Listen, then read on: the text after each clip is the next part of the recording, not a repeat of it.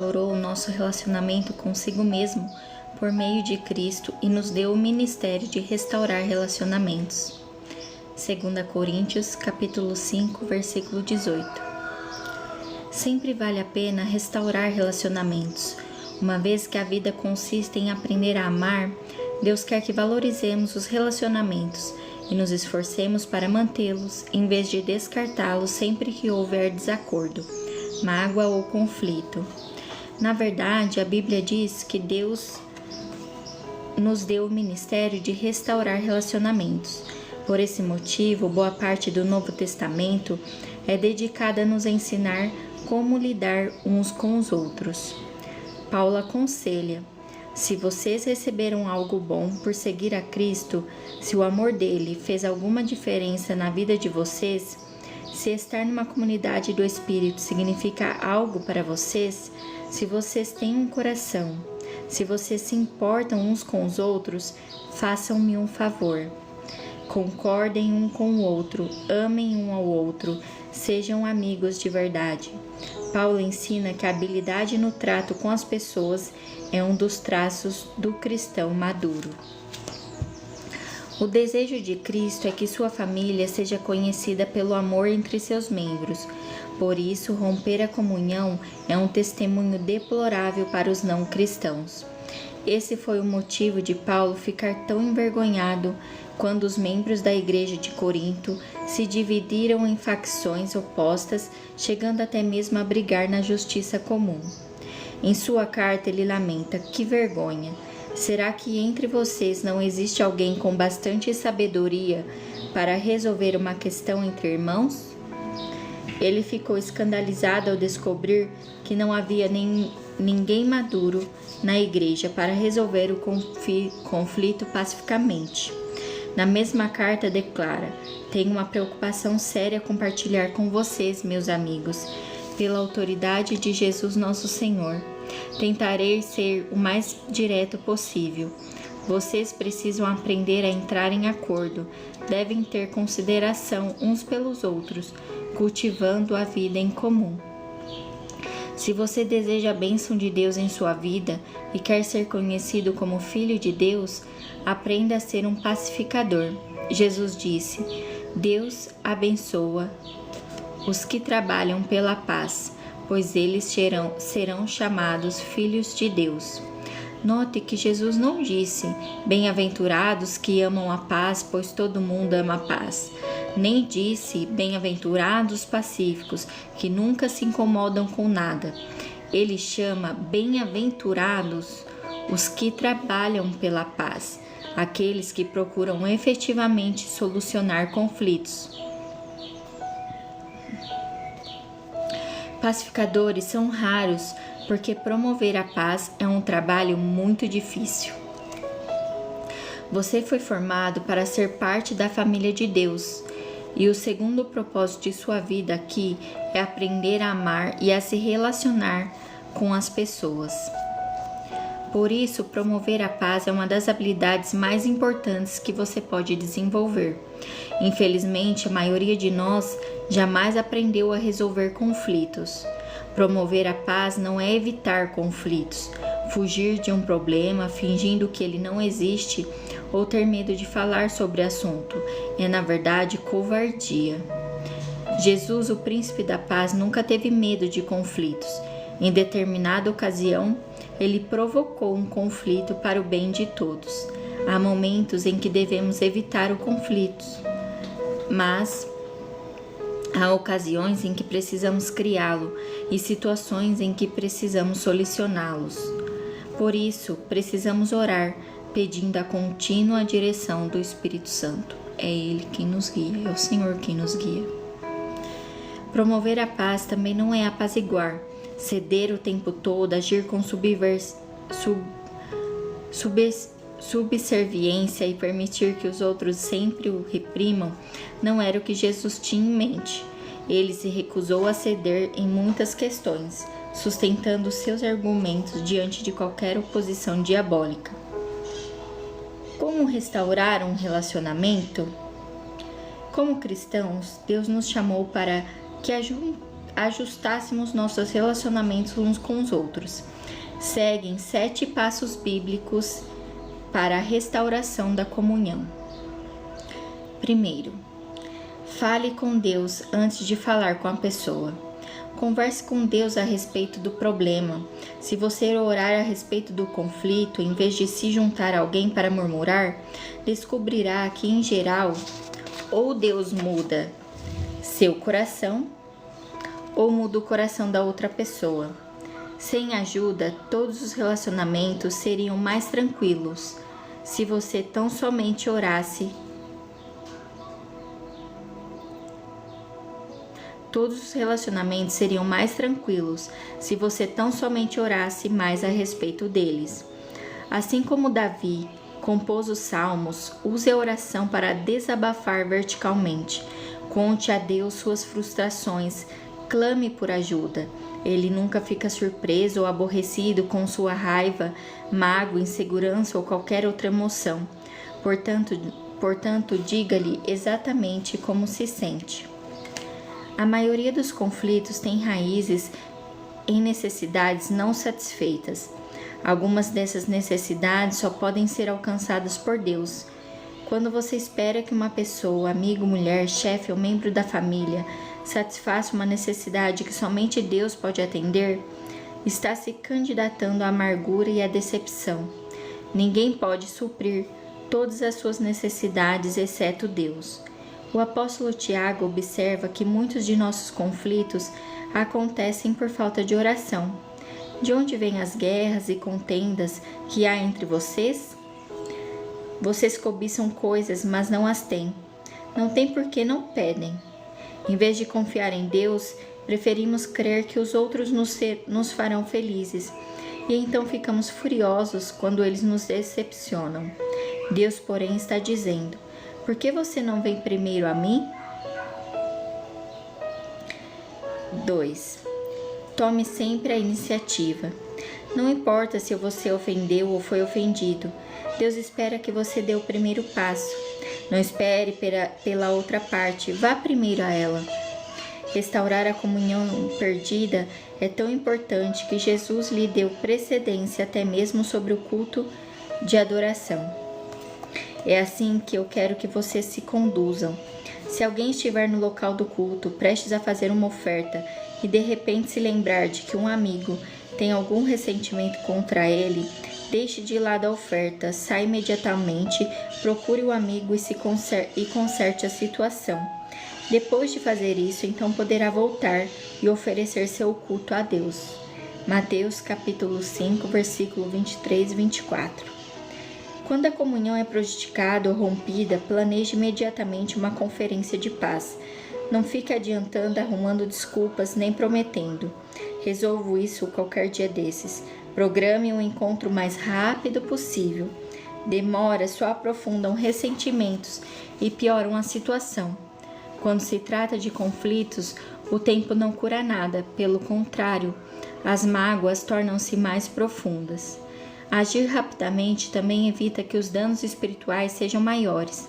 A Bíblia diz que o pecado, incluindo os conflitos não resolvidos, bloqueia a comunhão com Deus e impede que as orações sejam respondidas, além de nos tornarem felizes. Os amigos de Jó lembraram-no de que ficar desgostoso e amargurado é loucura, é falta de juízo que leva à morte. Disseram-lhe também: com a sua raiva você só está se ferindo. Normalmente, o sucesso de uma conferência de paz depende da escolha, do momento e do local adequado. Não se reúna se você estiver cansado, apressado ou tiver de ser interrompido. O melhor momento é quando ambos estiverem tranquilos. Deus espera que você dê o primeiro passo. Demonstre compaixão pelos sentimentos dos outros. Use mais os ouvidos que a boca. Antes de procurar solucionar qualquer desavença, você deve primeiro levar em consideração os sentimentos das pessoas. Paulo aconselha que ninguém procure somente os seus próprios interesses, mas também os dos outros. O verbo procurar é a tradução do grego skopos, do qual formamos as palavras telescópio e microscópio. Significa estar alerta, observar. Concentre em seus sentimentos, não nos fatos. Comece pela compaixão, não pela solução do problema. Não comece tentando arrancar das pessoas o que elas sentem. Ouça-as apenas, deixando que se descarreguem emocionalmente sem ficar na defensiva. Concorde com a cabeça, sinalizando que compreende, mesmo que tenha outra opinião. Os sentimentos nem sempre são verdadeiros ou lógicos. Na verdade, os ressentimentos nos fazem agir e pensar como tolos. Davi admitiu certa vez: o meu coração estava cheio de amargura e eu fiquei revoltado. Eu não podia compreender. Ó Deus, era como um animal sem entendimento. Todos agimos como bestas feras quando estamos feridos. Em contrapartida, a Bíblia diz: a sabedoria do homem lhe dá paciência. Sua glória é ignorar as ofensas. A paciência tem origem na sabedoria, e a sabedoria tem origem no fato de ouvir a perspectiva dos outros. Quando ouve, você está dizendo: valorizo sua opinião, preocupo-me com o nosso relacionamento e você é importante para mim. O ditado é verdadeiro. As pessoas não se importam com o que sabemos até que saibam que nos importamos. Para restabelecer a comunhão é preciso carregar o peso de termos consideração para com as dúvidas e temores de outras pessoas, daqueles que sentem que essas coisas estão erradas. Agrademos um ao outro e não a nós mesmos, e façamos aquilo que é para o seu bem, e assim o edificaremos no Senhor. É torturante absorver pacientemente a raiva dos outros, sobretudo quando ela é infundada, mas lembre-se, foi isso que Jesus fez por você. Ele suportou uma fúria infundada e maliciosa para salvá-lo, pois não buscou sua própria satisfação, mas conforme está escrito, os insultos do que te injuriaram caíram sobre mim. Quarto, confesse sua parte no conflito. Se você realmente deseja restaurar um relacionamento, comece admitindo os próprios erros e transgressões. Jesus disse que esta é a forma de ver as coisas com mais clareza. Primeiro, tire a viga do seu olho, e então talvez você enxergará suficientemente bem para tirar o cisco do olho do seu amigo. Já que todos temos pontos cegos, você precisará pedir a uma terceira pessoa que o ajude a avaliar suas ações antes de se encontrar com quem tem um conflito. Também peça a Deus que lhe mostre quanto você mesmo contribuiu para o problema. Pergunte: sou eu o problema? Estou sendo irrealista, insensível ou sensível demais? A Bíblia diz: se afirmarmos que estamos sem pecado, enganamos a nós mesmos, e a verdade não está em nós. A confissão é uma ferramenta poderosa para a reconciliação. Não rara forma de lidarmos com o conflito cria um problema ainda maior. Quando você começa admitindo humildemente os erros, isso neutraliza a raiva da outra pessoa e a deixa desarmada, porque ela provavelmente esperava que você ficasse na defensiva. Não dê desculpas nem transfira a culpa. Apenas confesse sinceramente qualquer participação que tenha tido no conflito. Aceite a responsabilidade pelos erros e peça perdão. Quinto, invista contra o problema, não contra a pessoa. Não há como solucionar o problema se você estiver preocupado em identificar a culpa. Você terá de fazer uma escolha. A Bíblia diz: a resposta cortês abranda a fúria, mas a língua afiada incita a ira. Você nunca se fará entender estando zangado, por isso escolha cuidadosamente as palavras. A resposta branda é melhor que o sarcasmo. Na solução de conflitos, a maneira de falar é tão importante quanto o que se fala. Se você se expressar de forma ofensiva, a outra pessoa o fará de forma ofensiva. Deus nos diz: quem tem coração sábio é conhecido como uma pessoa compreensiva. Quanto mais agradáveis são as suas palavras, mais você consegue convencer os outros. Irritar as pessoas jamais funciona, e você nunca é persuasivo quando é rude. Durante a Guerra Fria, ambos os lados concordaram que algumas armas eram tão destrutivas que jamais deveriam ser usadas. Atualmente, as armas químicas e biológicas foram banidas e os estoques de armas nucleares estão sendo reduzidos. Para o bem da comunhão, você deve destruir seu arsenal de armas nucleares relacionais, ou seja, condenar, menosprezar, comparar, rotular, insultar, ironizar, reagir com sarcasmo. Paulo resume tudo isto desta forma: não digam palavras que fazem mal aos outros, mas usem apenas palavras boas que ajudam os outros a crescer na fé e a conseguir o que necessitam, para que as coisas que vocês dizem façam bem aos que o ouvem. Efésios capítulo 4, versículo 29. Sexto, coopere tanto quanto possível. Paulo diz: façam todo o possível para viver em paz com todas as pessoas. A paz sempre tem uma etiqueta de preço.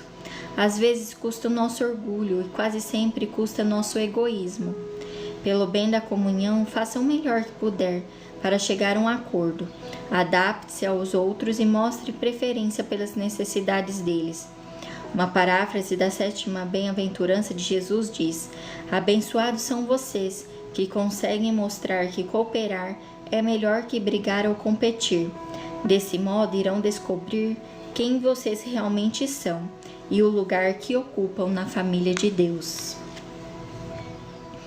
Sétimo, enfatize a reconciliação, não a solução. É ilusão esperar que todos concordem a respeito de tudo. A reconciliação atém-se ao relacionamento, já a solução está vinculada ao problema. Quando focamos a reconciliação, o problema perde a importância e não raro se torna irrelevante. Podemos restabelecer um relacionamento mesmo quando somos incapazes de resolver nossas diferenças. Os cristãos muitas vezes têm discordâncias sinceras e legítimas, além de anunciar suas divergências, mas podemos discordar sem ser desagradáveis. O mesmo diamante tem diferentes aspectos quando visto de diferentes ângulos. Deus espera unidade, não uniformidade. Podemos caminhar de braços dados sem concordar em tudo. Isso não significa que você deva desistir de encontrar uma solução. Talvez você precise continuar conversando e até mesmo discutindo, mas faça isso com um espírito de harmonia. Reconciliação significa fazer as pazes, não necessariamente esquecer o assunto. Depois de ler este capítulo, com quem você acha que precisa entrar em contato? Com quem você precisa restaurar a comunhão? Não demore mais nem um segundo. Faça uma pausa agora mesmo e converse com Deus sobre essa pessoa.